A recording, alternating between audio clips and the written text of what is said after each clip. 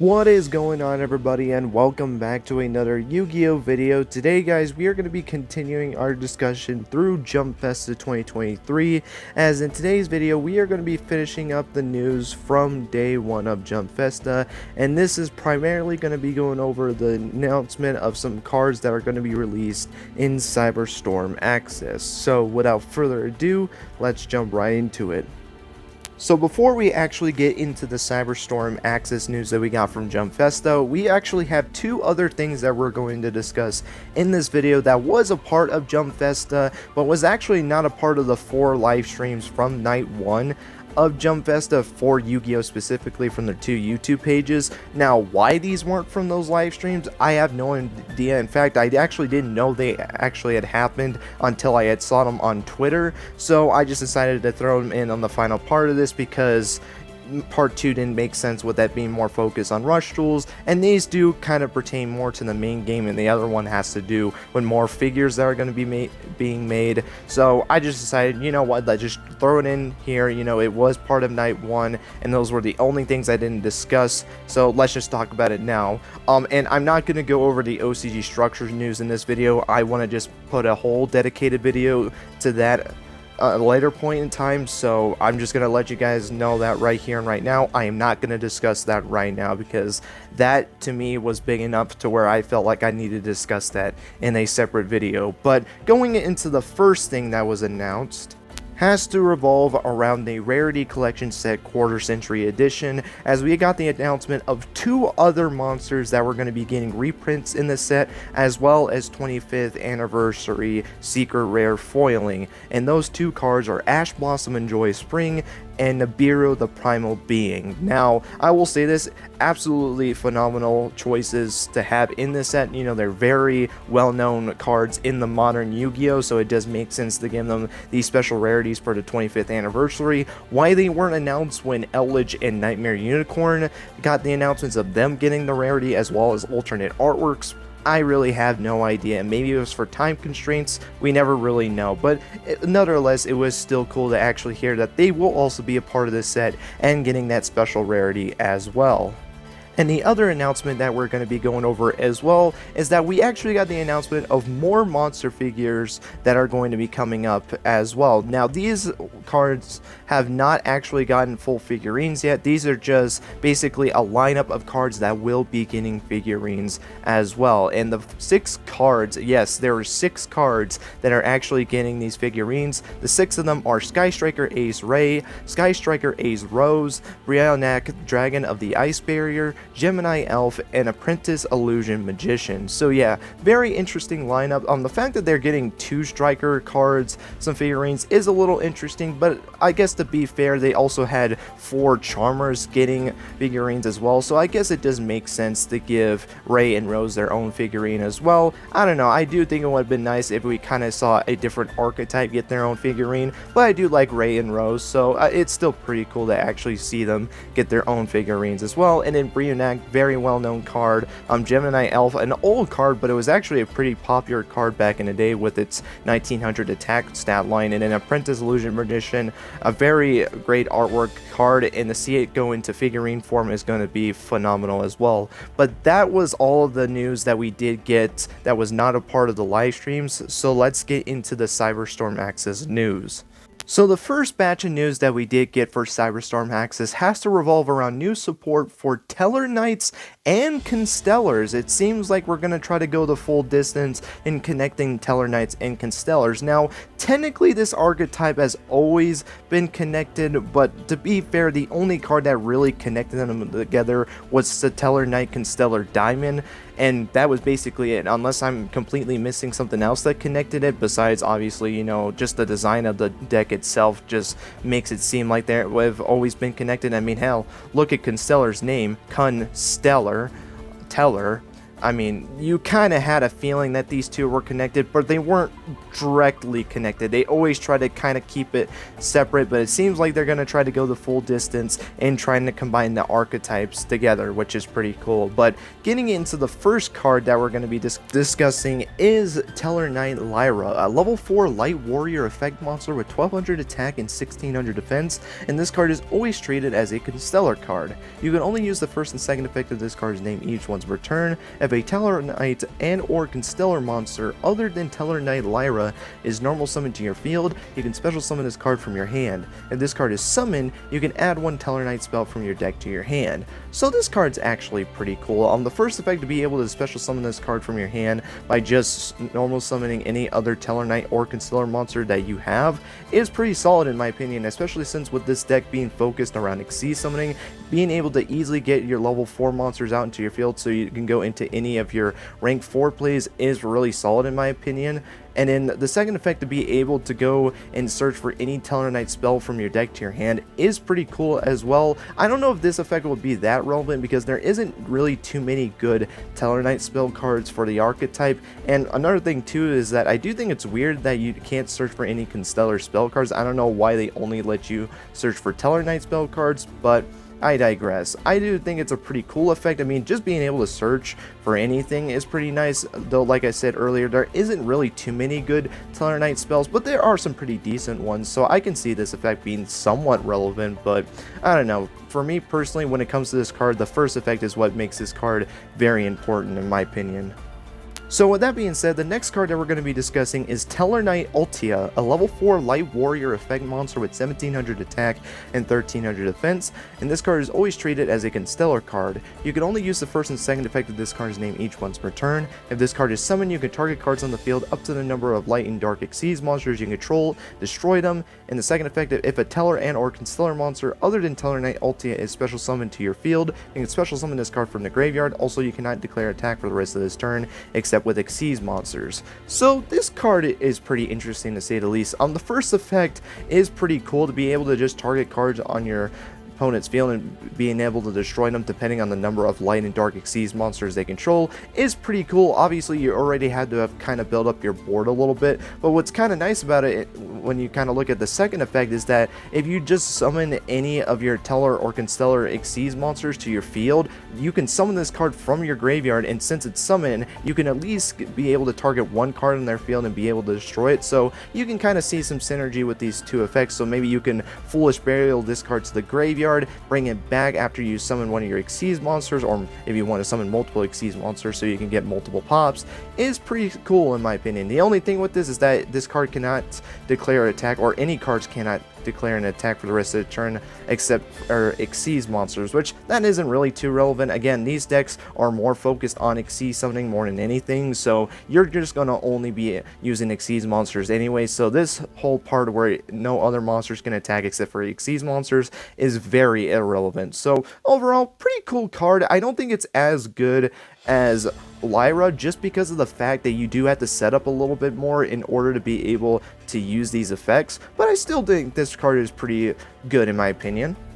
And with that being said, this is going to lead us into our next card, which is actually the new boss monster of this new support, and that is Teller Knight Constellar Goducius. Probably completely butchered that name. Is a rank 4 light spellcaster Xyz effect monster with 2500 attack and 1650 defense, with the materials being 2 or more level 4 monsters. So it's a generic Xyz monster. You can only use the first and second effect of this card's name each once per turn. If this card is Xyz summoned, you could target one Teller Knight card and or Constellar card in your graveyard, add them to your hand. You can banish one Teller Knight or Constellar monster from your hand or deck, then detach one material from this card. This effect becomes that banished monster's activated effect when that monster is normal summon. So this card's actually pretty cool. The first effect to be able to just target any Teller Knight or Constellar monster in your graveyard and add them to your hand is pretty solid. In fact, because it also has that and part of it, I'm pretty sure that means you can add a Teller Knight and a Constellar monster, or if you want to, like when you look at Teller Knight Lyra or Altia, since they are considered a Constellar monster as well, and maybe this is not the way that it works, but I'm pretty sure let's say you have an Altia and a Lyra in your graveyard, I'm pretty sure you're able to add both of them back to your hand, which is actually really cool in my opinion if that's the way it works, but again, I might be misreading it. And then the second effect is interesting. You get to banish a Tellarknight or Constellar monster from your hand or deck, and then that monster's normal summon effect is added to this card, or you're just basically able to use that normal summon card effect. That's actually pretty cool. In fact, a combo that I can immediately think of that you could probably do is if you end up sending something like Altia to the graveyard or banishing that card, you can basically be able to special summon back your Altia from your graveyard, and since it's summoned, you get to pop out a card on your opponent's field, and you also get another monster onto your field, so that way if you can get another Tellarknight or Constellar monster onto your field, you can continue into more of your Xyz plays. So overall, pretty cool card in my opinion. This card just seems to be more of a combo extender more than anything, but in terms from looking at it from that perspective, I actually do think this is a pretty solid card in my opinion. I actually really do like this card quite a bit. But with that being said, this is going to lead us into our final Tellarknight Constellar support card, which ironically enough is actually called Tellarknight Constellar. What a name. It's a continuous spell card that reads, you can only activate one card with this card's name per turn. You can only use the second effect of this card's name once per turn. First effect is when this card resolves, you can special summon one Tellarknight or Constellar monster from your hand or graveyard. And then the second effect, you can target one Tellarknight or Constellar Xyz monster you control, special summon from your extra deck one Tellarknight or Constellar Xyz monster with a different rank from that monster you control by using it as material. This is treated as an Xyz summon and transfer its materials to the summoned monster. So the first effect is just another way to be able to continue extending your plays by just being able to special summon any Tellarknight or Constellar monster from your hand or graveyard. So pretty nice effect. Would have loved it was a deck searcher, but you know what, it's still a way to be able to continue your plays by just getting more monsters out into your field. But the second effect is what I'm more interested in. It is basically Tellarknight and Constellar's rank up magic card, which is actually pretty cool. So basically you can summon any of your rank 4 Constellar or Tellarknight monsters, and then you can go into any of the rank 5s, whether that be, you know, Constellar Pleiades or Constellar Diamond. That's actually pretty cool in my opinion. And funny fact, actually, if you actually have the rank 5 on your field and then use this, you can go into Ptolemy M7, which is actually insane when you really think about it. So yeah, honestly, I'm not gonna lie, I actually really do like this card. It's a way to easily go into extending your plays a little bit more, and then this is just a pseudo rank of magic cards, and being able to go into more of your more powerful Xyz monsters because you can just rank up into them is actually pretty cool in my opinion. So yeah, honestly, really do like this card. And with that being said, that's going to be it for the new Tellarknight Constellar support. General thoughts on it? Pretty good support actually. I really do like this new support, and the fact that they're finally combining Tellarknights and Constellars is pretty cool in my opinion. It's two archetypes that I felt like it was weird that they were trying to be separate from each other, but now they're coming full circle and finally being combined together, which is really cool. But with that being said, let's go into the next card that we're going to be discussing, which is a new spirit monster, actually a new boss spirit monster. And that card is Sword Emperor Tusumaku Tusunagi. Probably completely butchered that name. It's a level 11 Wind Warrior Spirit effect monster with 3000 attack and defense, and cannot be special summoned. You can tribute summon this card by tributing one normal summon set monster. If this card is normal summoned or flipped face up, activate this effect. Your opponent can send any number of cards they control to the graveyard, and if they do, each player draws an equal number of cards. During the end phase of this turn, shuffle all cards that are banished on the field and in the graveyard into the deck. Once per turn during the end phase, if this card was normal summoned or flipped face up this turn, return this card to the hand, which is just your typical spirit effect, so whatever. The first effect, in my opinion, is just not really that good if I'm going to be completely honest. The first effect to where your opponent can send any number of cards they control to the graveyard might at first seem like it's pretty cool, but I want you to think about the format that we're in right now with tier elements. Why would you want to give not only your opponent the opportunity to choose what cards they send to the graveyard, but why would you, if you're going up against a opponent that's using a graveyard reliant strategy deck, why would you give them the opportunity to send cards to the graveyard so that way they can activate it? Now, maybe my perspective is a little harsh because of the tier element format that we're in right now, but I don't know, I just don't seem like that's good in the slightest. Sure, you get to be able to draw cards, but the problem is, so does your opponent. So your opponent is basically getting more benefits out of this card than you are actually, and the only effect I think is somewhat decent is being able to just shuffle all cards that are banished on the field and in the graveyards back into the deck during the end phase. Especially if you flip this monster face up, you can do this during the end phase and you just get to wipe your opponent's board and just go all out. And by that standards, I do think it's alright, but that's only in the instance that you flip this card face up. If you normal summon this card, basically you're going to let yourself open, because guess what? Since you have to shuffle all cards that are banished on the field or in the graveyards into the deck, guess what? That includes your cards, so basically your opponent, whatever cards they have in their hand, can just combo off. Plus, you give their cards back into their deck, so that way they can just start reusing their cards, especially the cards that they potentially banished for their effects. They just get to reuse them again. So in my opinion, this card is just nah. I just don't really like this card at all. I just think it's not that great at all. So yeah, and especially since this is a spirit monster too, and you only contribute summon this monster by tributing a normal summon sent monster, so this card is also slow on top of that. Yeah, I don't think this card is that good at all in my opinion.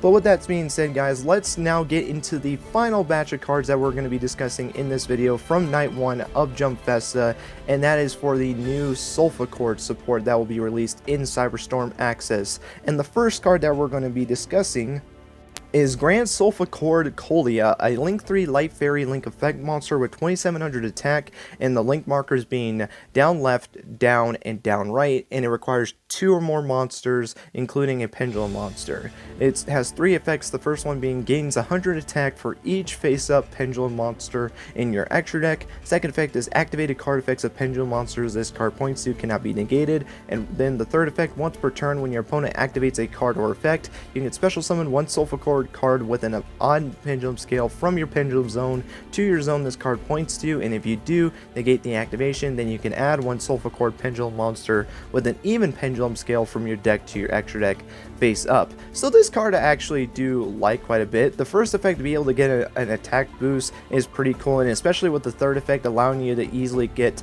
Sulfacord pendulum monsters into your extra deck is going to help really do boost this attack stat up a little bit more. Plus it gives you monsters into your extra deck to be able to go into pendulum summons, and since you'll have a Link 3 monster on the field, that's 3 monsters from the extra deck that you can pendulum summon, which is pretty cool. The second effect, that guaranteed your monsters can be able to activate their effects without your opponent disrupting them, is also pretty nice. I do like that effect. And then the third effect, to just straight up negate the activation of one of your opponent's card effects and get to be able to special summon an odd pendulum scale pendulum monster from your pendulum zone, is pretty good in my opinion. And then, like I said earlier, it helps you set up your extra deck with face up pendulum monsters with that as well. That helps with the attack boost and again for pendulum summoning. So overall, I actually do like this card. I think it's a pretty nice card for the Sulfacord archetype. Nothing too crazy, but I do think it's still a pretty good card in my opinion.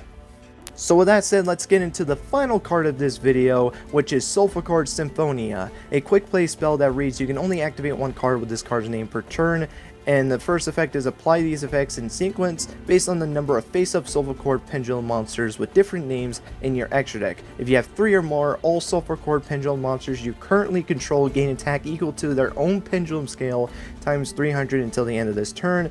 5 or more, you can destroy 1 card your opponent controls. Then if you have a card with an odd pendulum scale in your pendulum zone, draw 1 card. And if you have 7 or more, you can special summon 1 Grand Sulfacord monster from your extra deck. This is actually a pretty cool card, I'm not gonna lie. The first effect, again, it's kind of similar to the first one, where it's just a nice way to gain some attack points to this monster. It definitely does a little more, well, I guess for early on it does a little bit more, because it just immediately starts with 300, which isn't bad. So like, let's say you have, you know, the level 5 Sulfacord monster, it has a pendulum scale of 3, so that means it will gain 900 attack points, which is a pretty nice stat boost, I'm not gonna lie. But definitely when it comes to this card, it's the 5 or more and the 7 or more cards in your extra deck that's really going to help this card. I mean, being able to destroy a card your opponent controls, and then you also get the draw card if you have an odd pendulum scale monster in your pendulum zone, is pretty nice. You get the pop a card and draw a card, always nice to have. And then you can just straight up special summon a Grand Sulfacord monster. So the new card that was just announced, you get to special summon it if you have 7 or more monsters in your extra deck. So that's pretty cool in my opinion. So overall, pretty cool card. I actually really do like this card as well. But with that being said, that's going to be it for the Sulfacord support. Overall, pretty nice support in my opinion. It's anything too crazy. It's not going to really boost the Sulfacord deck that much because, let's be honest, Sulfacord is not good at all. But I do think this is some pretty nice support, and I can see this being played in a Sulfacord deck. But with that being said, that is going to be it for Night 1 of Jump Festa news. Hope you guys enjoyed. Let me know your guys' thoughts on the new support down below, and which out of the 3 new supports that we got for Cyberstorm Access was your favorite. And let me know your guys' thoughts on Night 1 as a whole. Me personally, it was alright. Nothing too much really happened, which I guess to be fair, I wasn't really expecting a whole lot. You know, I would have liked if there was a movie that was announced, but maybe that was asking for a little too much. Didn't really expect, you know, a master rule change. I know a lot of people did, but I don't think we really need a change right now, so I'm completely fine with them not introducing any, you know, new thing to Master Rule 6 format, especially a new mechanic, because gonna be honest, I know it's hyped to see a new mechanic. We are completely fine where we're at in the game right now. We do not need any more mechanics, but that's just my thoughts personally. But with that being said, that's gonna be it. Thank you guys so much for watching, and until next time guys, take care and have yourselves a great rest of your day.